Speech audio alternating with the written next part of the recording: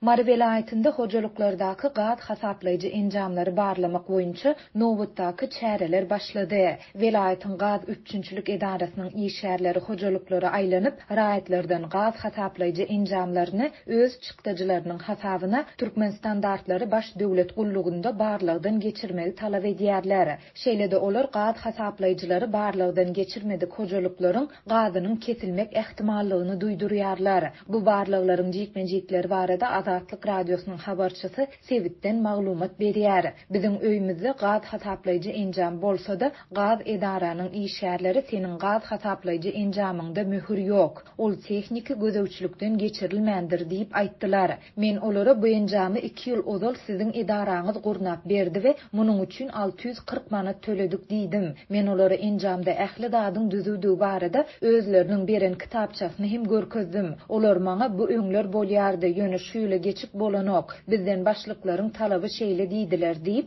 Vilayetin Bayramaly şäheriniň bir ýaşaýjysy anonimlik şertinde 21-nji oktýabrda habarçymyza gurrun berdi. Türkmenistanda 2019-njy ýylyň ýanwarynda ilatyň gaz, suw we tok üçünçlügi tölewli görnüşe geçirildi. Bu karar Halk Maslahatynyň 2018-nji ýylyň sentýabrynda geçirilen mejlisinde kabul edilenden soň häkimetleriň hojalyklardan gaz hasaplayıcı enjamlary oturtmak talaplary güýçlendi. Şondan bäri ýurtda adatça her ýylyň güýzünde gaz we tok hasaplayıcylary barlamak işleri işden alınıp barylýar. Häzirki wagtda Türkmen gaz üçünçülük edarasynyň Margaz üçünçülük şahançasynyň işgärleri raýatlary mundan 2 ýyl ozal oturdulan gaz hasaplayıcılaryň da öz hasaplaryna Türkmen standartlaryndan barlygdan geçirilmelidigini duýdurýarlar. Ýatlasak mundan ozal azatlyk bilen söhbetdeş bolan gaz resmileri we yerli ýaşaýjylar hasaplayıcılaryň her 5 ýyldan Türkmen standartlarynda barlygdan geçirilmelidigini aýdypdylar.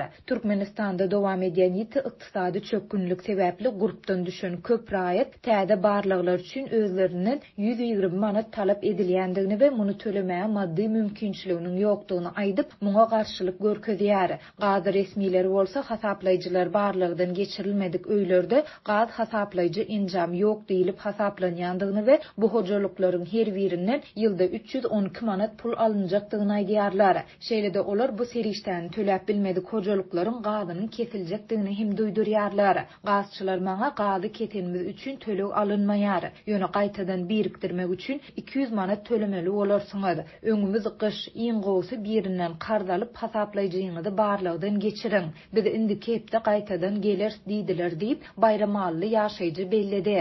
Ol ýurtdaky ykdysady kynçylyklaryň, koronavirus ýokunçlygynyň, gyçylygyň we gymmatçylygyň ilata agyr darba urandygyna ünsü çekip, häzirki wagtda karz berip biljek maşgallaryň hem tas ýokdugyny sözüniň üstüne goşdy.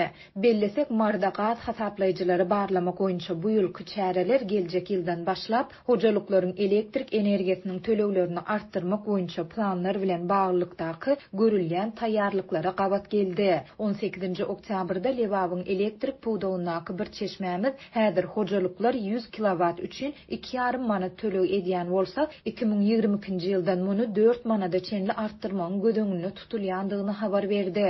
Munyň izi süre Lewawyň elektrik üçünçülük edarasynyň resmileri ýaşaýjylaryň öýlerine aýlanyp 2021-nji ýyl üçin elektrik tölewlerini şu ýylyň ahirine çenli geçirmedik raýatlaryň bergileriniň täze ýokarlandyrylan narhdan tölediljekdigini duýdurdular. Mundan 3 ýyl ozal Türkmen hökümeti ilaty çärek asyrlap mult berilen ýeňillikli hyzmatlary ýatyranda ilatyň durmuş derejesiniň ýokarlanandygy aýdyldy.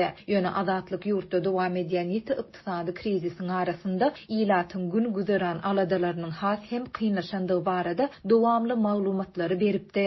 Soňky aýlarda habarçylarymyz ykdysady krizisiň saglyk krizisi bilen utgaşyp, ilatyň durmuş ýaşaýyş şertlerini hasta yaramazlaşdyrandygyny we sosial problemalary barha ýitileşdirýändigini habar berýärler. Türkmenistanyň hökümeti ýurtda dowam edýän ykdysady krizisi we munyň ilaty açlyk derejesine elten täsirlerini boyun almaýar.